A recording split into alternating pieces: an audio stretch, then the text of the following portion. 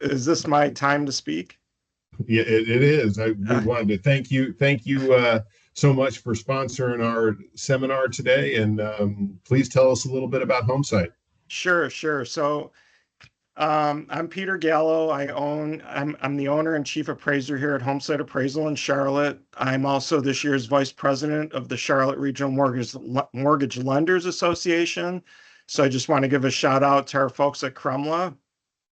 Homesite's a residential appraisal firm. We're not an AMC, and all of our appraisers have been working in mortgage lending for 30 years or more.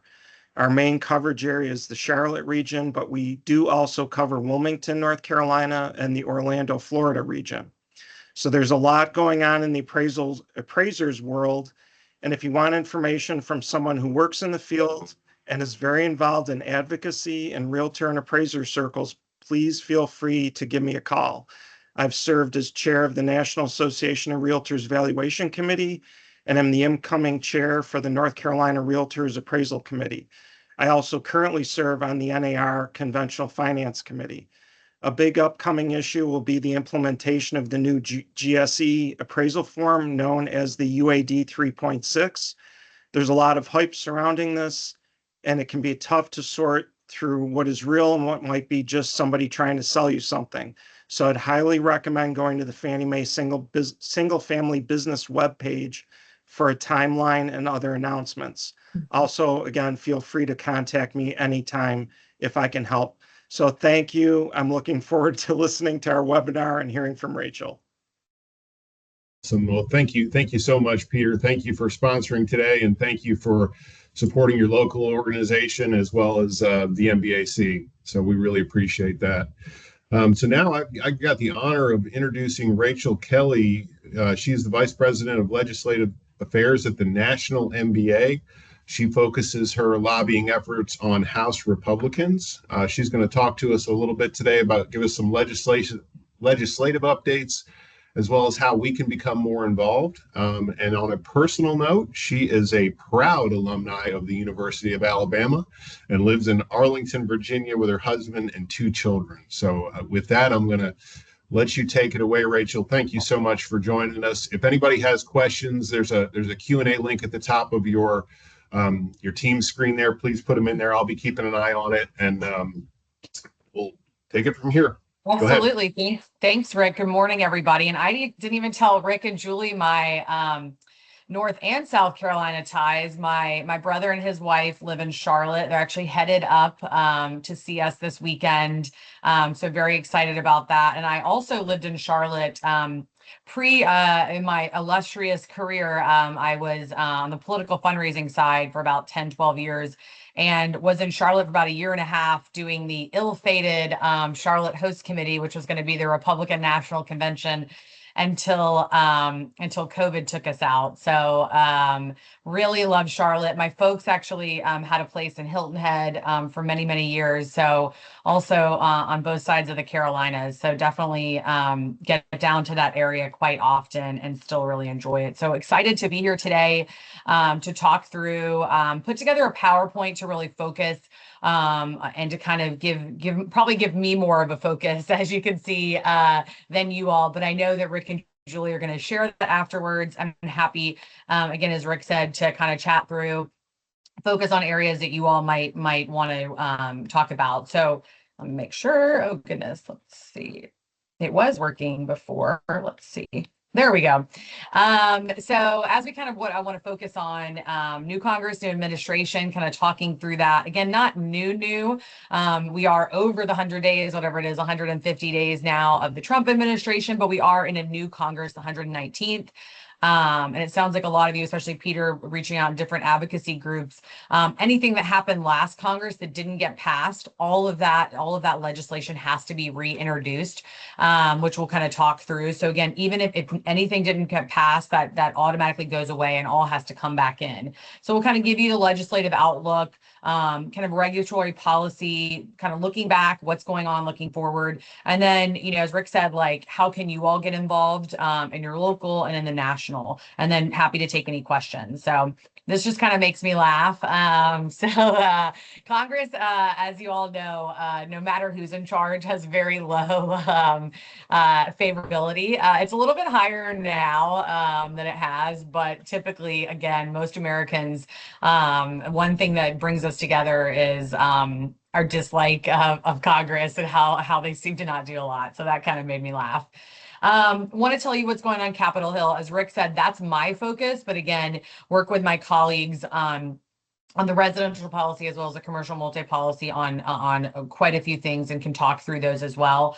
One of the things that I sort of mentioned at the beginning was Trump 1.0 and in my first slide, versus Trump 2.0. And I could talk about this all day long, but I won't. There's a lot of changes in the different administrations and style and substance. It was interesting in 2017, they really couldn't find people. There was a lot of staffing, especially that lower level people. Oh, don't want to work there.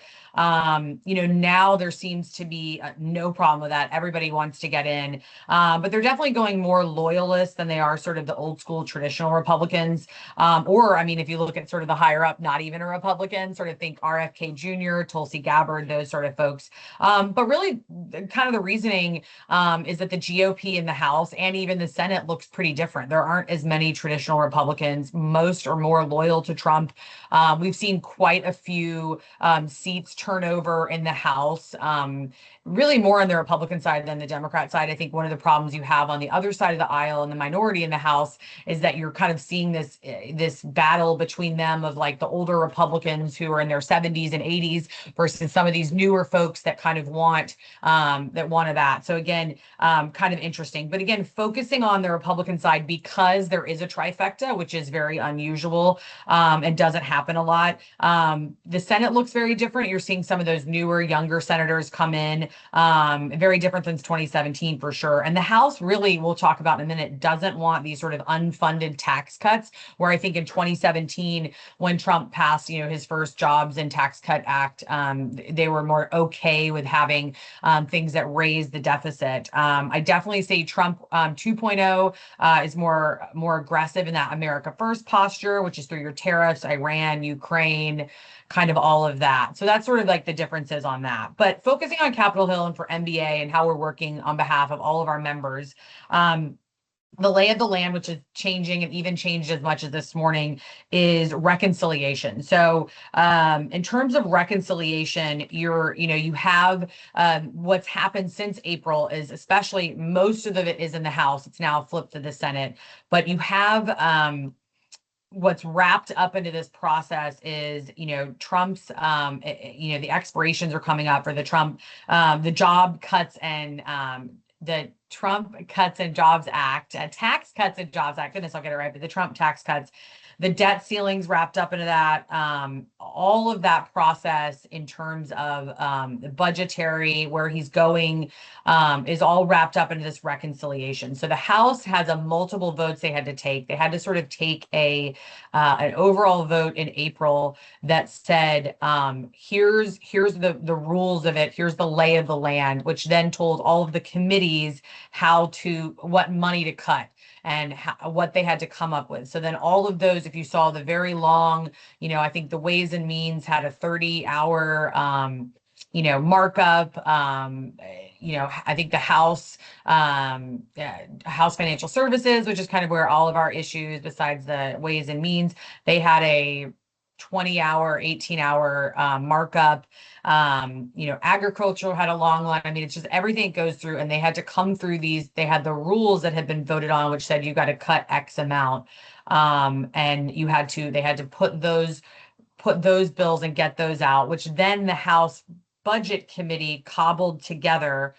And I say cobbled together because you have all these competing parts that I talked about. You've got your House Freedom Caucus, which are super conservative people. You have your SALT Republicans. There are Republicans that sit in blue states and districts that Biden may have won, but they won their seat. So you've got about 5 or 6 of those votes, and you couple that with the House Republicans having the thinnest majority that's ever in the history of, the 249 years of America. And so they have sort of outsized control over what goes in that package. So as you all saw right before recess for Memorial Day, in this reconciliation package that eked out, I think it was, by 1 vote or 2 votes, and it was at 5 a.m. after having, an 18-hour, session of folks talking and voting. And so what happens now is that the House views, okay, we got that through by 1 vote. And then it goes to the Senate. Now, where we are and what we're kind of, as I'm saying, tracking daily, and it just changed again, is that everyone wanted to have this on the president's desk before the July 4th recess. The Senate now takes it up. The Senate has different rules. The Senate had different how they viewed it. There's not as many Republicans who are saying these have to be offset. All the tax cuts have to be paid for. You have several senators, especially on the Republican side, that don't like anything that raises the debt ceiling. And of course, the debt ceiling's in this package. You've got a new majority leader in Senator John Thune, as Mitch McConnell, the longest serving majority leader for either side, retired from that role at the end of last Congress. They've just come out and said, we're probably going to change 40% of this. Well, what happens is both sides have to pass the exact letter and punctuation in order to get that to the president's desk. And if you can imagine, on the Senate side, there are no blue state Republicans, right? Because the blue states have Democrat senators. So they don't really care about SALT, which is, the state and local tax cuts. And again, those are in states like New York, New Jersey, California, Illinois. I mean, in all of those, there's no senator that's a Republican. And again, you have 5 Republicans on the House side that are not going to vote for something that doesn't increase the state and local tax. So you've got a lot of things playing in. Ted Cruz just came out yesterday or this morning and said there's no way we can get this done by the July 4th recess, which would be the last week in June, to the president's desk. So what probably happens is the Senate continues to and the president's meeting with them. JD Vance just was on the Hill on Tuesday. And what's going to happen more likely is it goes into July in terms of the Senate and the House at the same time, all negotiating with the president, really pushing, which again is really how you get this done, is having President Trump, his large personality, as well as having those House members that are loyal to him, even if, they want their certain, but they'll, in the end of the day, they'll more than likely stick by Trump. Again, with the debt ceiling, that has to be done before the August recess. So again, that slips to getting that done. And I'll get into sort of the taxes in just a minute. So that's where we are. I know it's a long roundabout way of that. Again, pointing out in that same vein of reconciliation, you've also got the FY26 budget, which includes, the Ginny programs that we, and then the flood, the National Flood Insurance Program. And so basically the president, going back around the same time of this reconciliation, he released his skinny budget, which we have sequestration, which is automatic spending cuts and funding withdrawn from government programs to enforce that certain budget. The interesting thing about it with this is that OMB, we're still waiting on information from them. MBA is going to do a full reporting, so look for that. We actually have a town hall on June 18th that will probably talk about that. The one thing I would definitely highlight for you all within those budgets is that HUD funding has significantly, the discretionary funding, been cut. So I'll give you just a number to show you.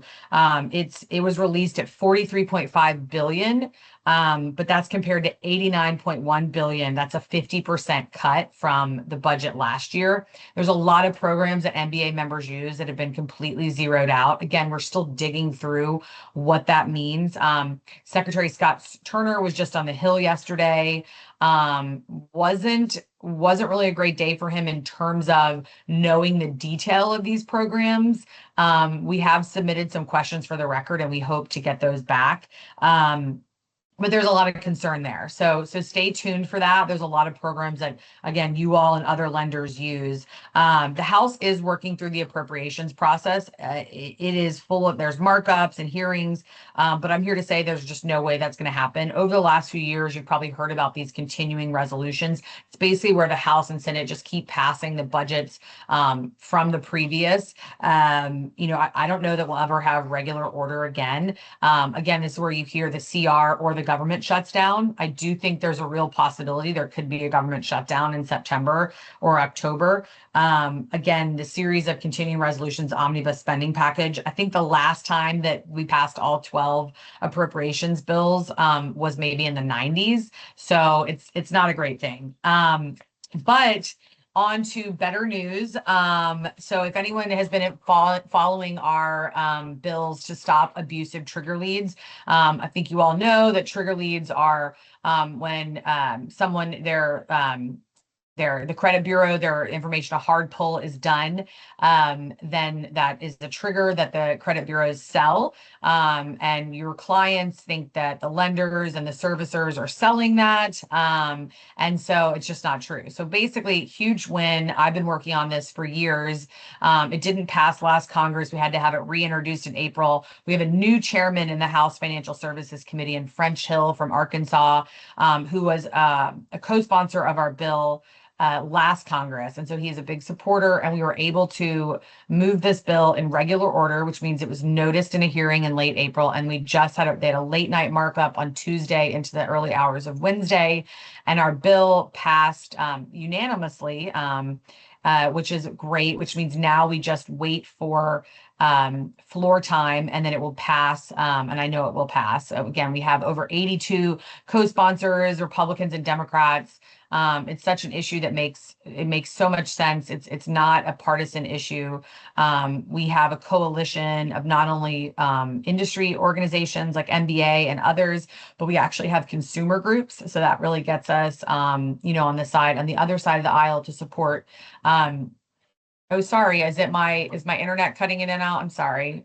Let me see if there we go. So anyway, sorry about that, y'all. I hope it comes back in. So again, waiting on the Senate side, there's something on the Senate. It's called a hotline. And we have, again, 41 co-sponsors on the Senate. And again, that can be hotlined, and then that would go to the president's desk. So keep tuned for that. This is something that I really could see happening within the next several months, or hopefully by the fall. So we're really excited about that. Next thing I would just highlight is GSE release. Of course, we had heard at the beginning of the year, oh, we're not going to do anything with that. We're not going to do anything with that. That is something that we are monitoring, and I'll talk a bit later in terms of we get to the FHFA slide. And then things we're also working on, home ownership barriers, or some tax credits, some issues with supply constraints. We're looking at, there's some bills coming up on ADUs, assumability, rental income utilization. One thing I would mention, this trigger leads bill that we took up actually came from one of our members in Tennessee, that she received like 205 calls. So again, if you all have any issues, bring them to us, shoot me an email. That's what we're here. That's actually how it happens, is totally grassroots. So again, just to highlight the one big beautiful bill that I've been talking about, that's this reconciliation nonsense. But again, all these tax cuts would expire this December. That's why the urgent need for it. The one big beautiful bill tax provisions that came out of the Ways and Means Committee, MBA members and folks in real estate finance really came out, we really dodged a bullet, to be quite frank.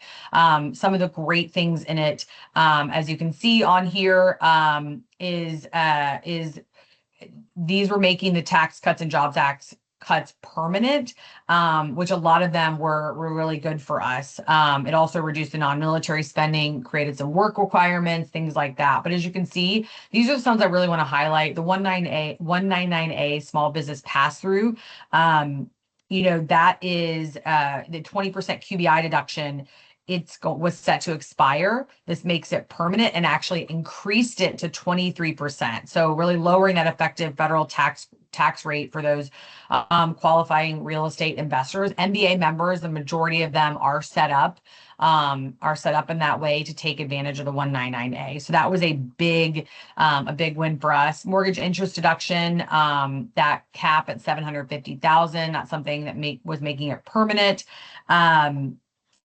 So again, it does eliminate the possibility of reverting to $1 million cap, but again, still could have been worse, as we always say. And then the depreciation and expensing, that helps folks. The SALT deduction, a lot of our members were interested in this, so we've been tracking it. The House bill, again, as I mentioned, set it at the 40K cap. That'll probably be lowered because of the Senate, but again, maybe to 30K. I couldn't see it really going down further than that. One of the things, opportunity zones and LIHTC, we were pretty happy about. LIHTC's been around, a lower income housing tax credit, which obviously for commercial multifamily members has been around since the 1986 Tax Act. And that's something that a lot of our commercial multifamily members have taken advantage of. And it actually raises that rate for a couple years for folks to take advantage of. Opportunity zones, we're excited about that and taking a look at that. But the others I want to highlight, again, we really dodged a bullet for pay-fors. The things that were kind of left alone, carried interest. There was some municipal bonds, especially for housing. There's still Section 1031 like-kind exchanges. And then again, things Trump wanted to add, the tip, no tax on tip, Social Security income, things like that, overtime, those are folks. So getting into regulatory, and again, this is something that, Rick and I were talking, you all might be interested in. These were kind of looking back, things we were tracking under a different administration to give you a feel of where we are. The Basel III Endgame, basically we've heard that, Federal Reserve Chair Powell told regulators that they will repropose, but there's new leadership at FDIC and the OCC. So, that's something that's not going to look the same. That would have been pretty devastating for folks in our industry. Again, looking at increasing, affordable housing supply and inventory. As you can see, these were sort of the things we were working with before. Not saying we're not continuing. Administrations change what they sort of want to change, but again, you have some of the same sort of government that plods along. FHA 203K program enhancements. Again, some of the agency reps and warrants, liquidity issues for government lending and servicing. We're still working through that. Now, this is when I get to, and there's a lot of things in the news with CFPB. One of the questions and again, I'm not to laugh. It's just who's in charge, right? They really can't. We'd kind of heard Jonathan McKernan. His name was floated around. MBA has a great relationship with him. He's actually been named to Treasury as the Undersecretary for Domestic Finance, which is great because that's actually deals with GSE release, which I'll talk about in a minute. So that's a great relationship to have there.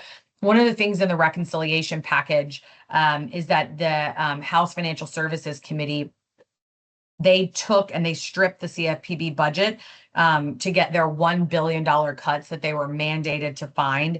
And they actually thought they might be able to slash up to $5 billion. So they slashed the CFPB budget by 60%, capping at 5% of the Federal Reserve operation budget, which was down from 12%. So you're talking, they limited the spending to $249 billion, down from like 750. So, what those budget cuts mean, we're looking at and we're tracking delay rulemaking, reduce oversight, potentially weaken enforcement of RESPA and TILA.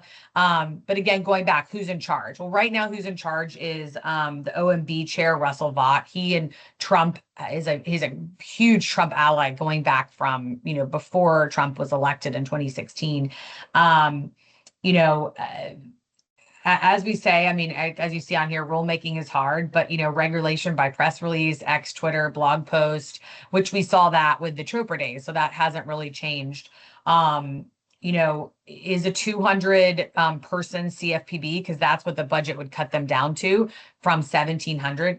Is that enough? Is that enough to cut regulation, get things done? Not to say we're waiting to see, but we are kind of waiting to see. These are some of the uncertainties that we're dealing with. UDAP, we're kind of working with that. I don't know if you all saw the LO comp. There was a lot of rumors coming out, and some of our industry press was reporting on the paper that papers are coming out from CFPB on the LO comp issue. They're actually releasing and reducing the regulations on that. MBA hasn't seen anything on that. We have chatted with folks. We're just not releasing anything publicly yet. But that is something that we're going to follow, and we're definitely be putting that out to our members once we kind of get the CFPB again, kind of releasing the regulations on that, which is something we had asked for. We had worked with, and that was one of the things with obviously a change in administration to a Republican administration. We could see that. Stopping and reversing that Biden push on the GSE title pilot. I think that's definitely discount points as junk fees. We obviously, again, with the new administration, we don't see these as issues again. I would say what we're still tracking, especially our policy folks and the Fifth Circuit decision. We're looking at the DOGE impacts. Again, that goes to what the House Financial Services just did. What does that mean? We're tracking how that means. And again, the RESPA reforms. MBA does have a white paper on that on our website. Want to direct y'all to that. I would say, just to give you where MBA is on our CFPB approach, pick your issues, your playing field. We definitely try to fight with the data and not emotion, which I think I would highlight that. And then we've got the MBA amicus brief program, which we might start focusing on those kind of blue states where, again, if CFPB is not as strong as it was in a previous administration, we see that those blue states may pick up that kind of regulatory strong arming. So we'll have to keep our focus on that. And then going to HUD, which I mentioned, Scott Turner was on the Hill yesterday. Wasn't his strongest. Again, he is a great guy. He's a great speaker, very motivational. One of the things that we had sent a letter to him and his first day outlining MBA's priorities, which I'm happy to talk through if anyone is interested in those. But we really do have, and I think we shared some questions with both sides of the aisle in his hearing. We're really concerned over staffing cuts and are concerned over programs. FHE that HUD obviously has holds the purse for. FHA's optional reimbursement claim alternative, Ginnie Mae's review of the liquidity risk migration options, any implementation of FHA servicing reforms, to strengthen the loss mitigation options. There's a lot of regulatory reforms that require staffing to actually implement, APA compliance rules, repealing the new energy codes that are very expensive for single and multifamily construction, rolling back the federal flood risk management, and multifamily environmental. I know multifamily, they're talking about, simplifying or rolling back Davis-Bacon wage rules. And then obviously analyzing FHA insurance reserves and possibly reducing insurance premiums. So the problem is, again, you need staff to do this. You need staff to look into these issues. And so, as I mentioned at the top of this, by zeroing out, MBA does have a little concern over, it's kind of, there's a way that, looking at DOGE and reducing government costs, but not at a cost to where you might hurt already a struggling housing supply. So we obviously want to make sure that doesn't happen. So again, as you can see, these are some of we have Ginnie liquidity issues that we're tracking. Obviously you can see the MIP, the federal fund that's managed by the FHA. Is there a review or audit that they could do, whether it has more funds than necessary? We obviously don't see that. We don't see them. There was speculation when reserves were high about cutting the MIP to make those FHA loans more affordable. That's probably not going to happen even with strong reserves. So we'll continue to track that. One thing, and this is both policy and I work on Capitol Hill, is the VA home loan program. Not sure how many of you are involved in that and do that. Biden created the Veterans Affairs Service Purchasing Program, or VASP, and then then this administration cut that program. So that was basically the only tool in the VA home loan program, the loss mitigation waterfall. So they ended that May 1st. Starting May 1st and working all the people that are in process ending August 31st of this year. We've really been pushing hard for a partial claim program, much like all the other traditional loan programs, USDA, FHA have. There is a House bill that we took, I think, me 2 years to get through, but we got through, and actually it was by voice vote, so unanimous consent on the House floor, which almost never happens. So it's HR 1815. We're pushing the Senate very hard. We actually have a lot of meetings with the Senate Veterans Affairs Committee to get them to take up a bill that's very much like that, or the exact bill would be nice, or something similar.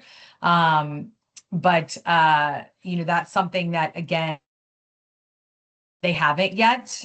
So we're still working on that. That's the question on there. Is there going to be a big gap? What happens? The reason they created VASP was there was a couple stories that came out in the news about veterans and being foreclosed on after the COVID style partial claim ended in October of 2022. And again, is that going to push them? Will that push this administration to do the same thing? So continuing to work on that and hope that passes again before that, so there isn't a gap between VASP and not having anything. And then another thing, like I said, I wanted to talk about the GSE release. An exit from conservatorship. It's been 17 years, which is kind of wild, even just putting that down.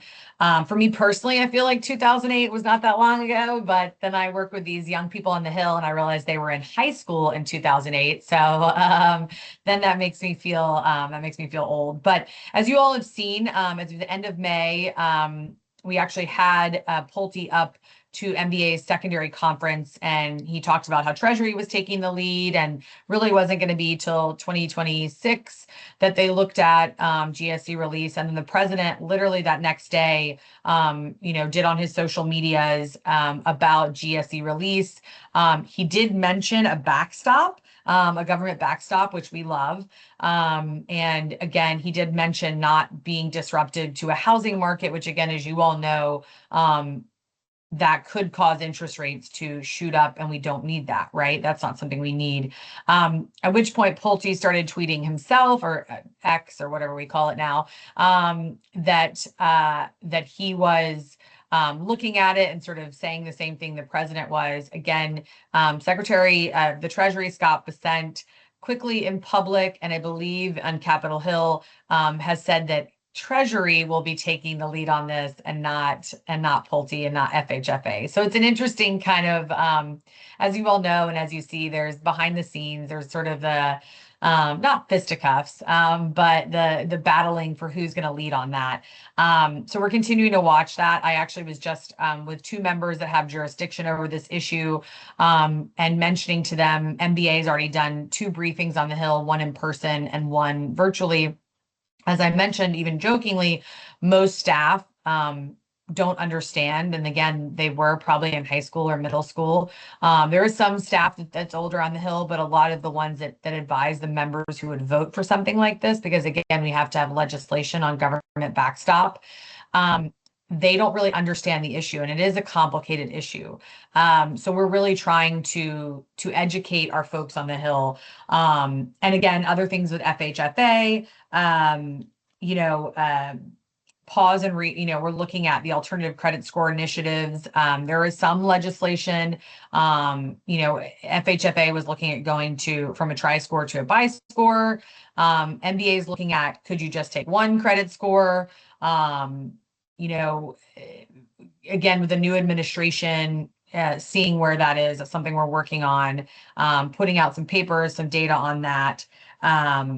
Yeah.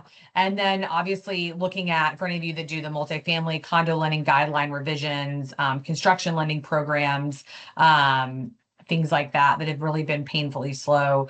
And as again, pointing out Pulte, purged his board. He really does a lot of regulation by X, which is Twitter. So if you're not following him, definitely follow him, because there's a lot of things that he puts out that that's on that. So it's fascinating to follow the new type of administration. And then, yeah, as Rick mentioned, MBA has a very robust grassroots. You can actually text MA, it's Mortgage Action Alliance, so MAA, to 50457, and you can get a link to sign up. It's our free grassroots. We have about 70,000 folks. Again, on the trigger leads issue, I had thousands and thousands of people. We had about 3 or 4 calls to action over the 2.5 years I've been working on it, but especially in the last 6 months as it was reintroduced in Congress. It's really helpful. Again, MA connects you directly to your federal member of Congress and your 2 senators. So even you can edit letters, but we write it all. It takes less than 30 seconds.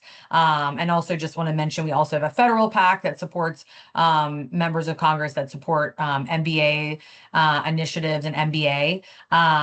But again, can't encourage you more to get involved in grassroots. And this is just a slide I like to show how it works. My job as a federal lobbyist working on MBA members' behalf every day, so that you all can do your day jobs.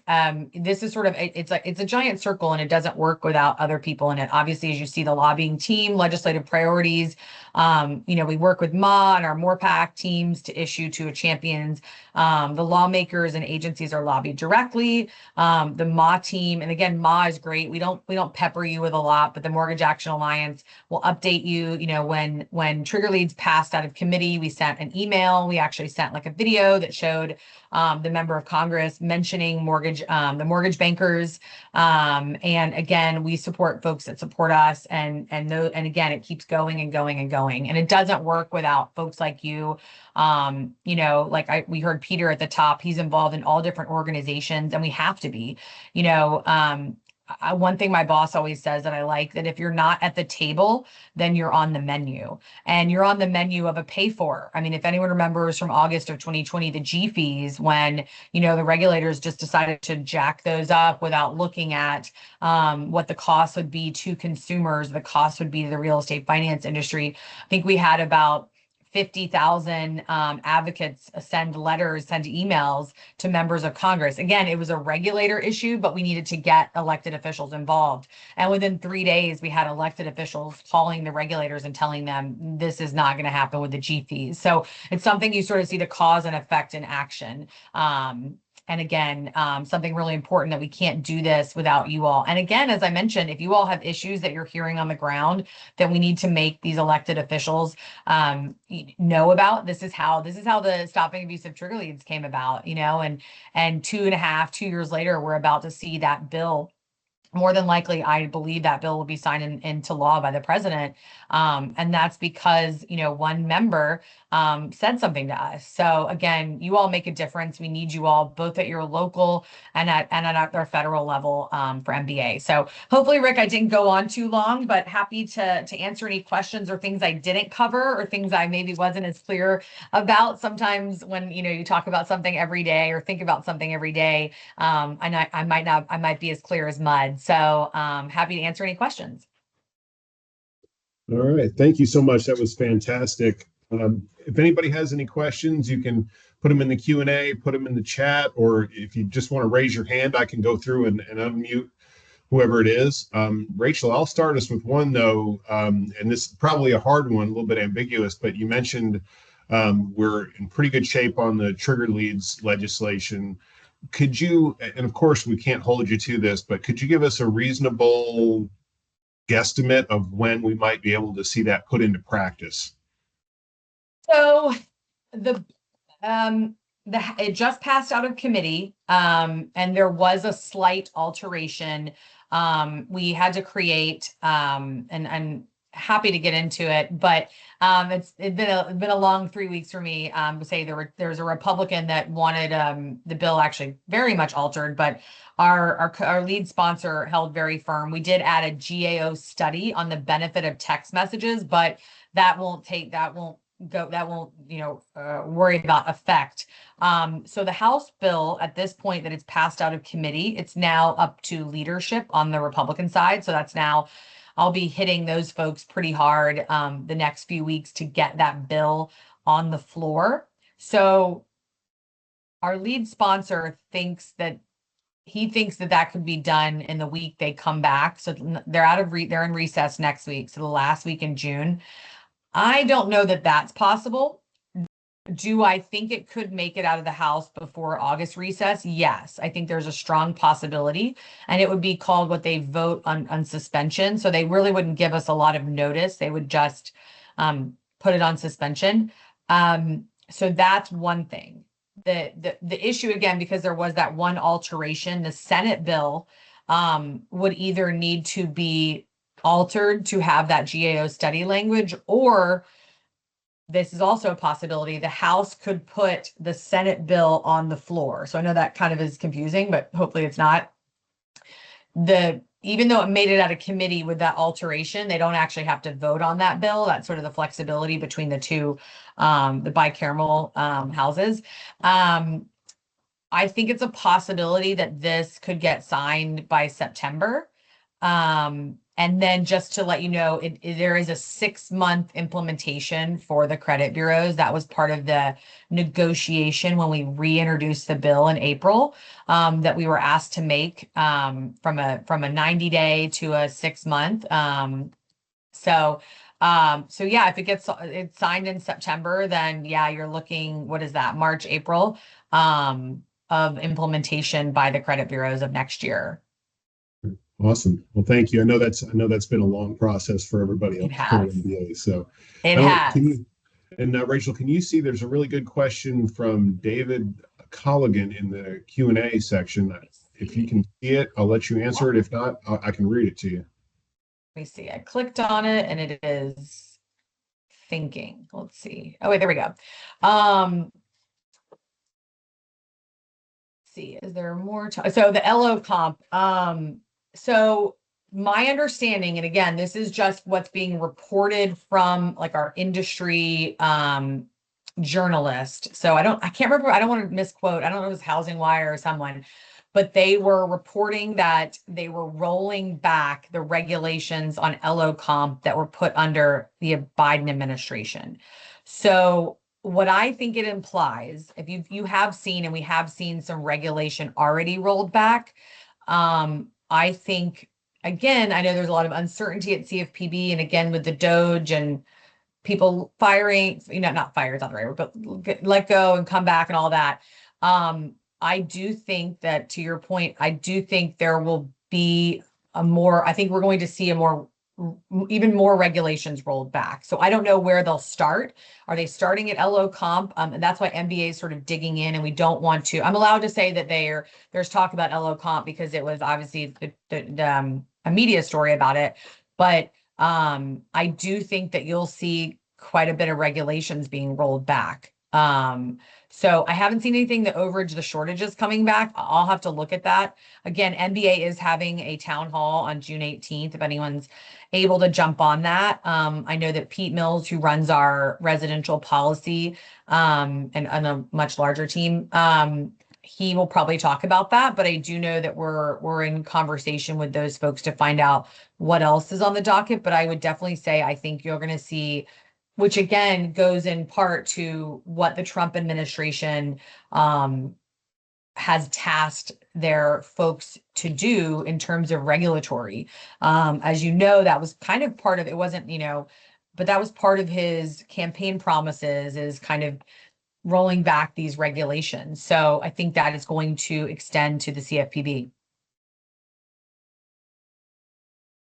I hope that answers. I know it's kind of ambiguous. I'm like, I don't want you to tell me and be like, Rachel told me, but that is what we're hearing. And I will say, seeing the things I've seen and knowing the folks and seeing things that have come down, from other parts of the administration, I can see that coming soon. Great. Thank you very much. And David, thank you for the question. We'll give it another 30 seconds to see if anybody else has anything or raises their hand.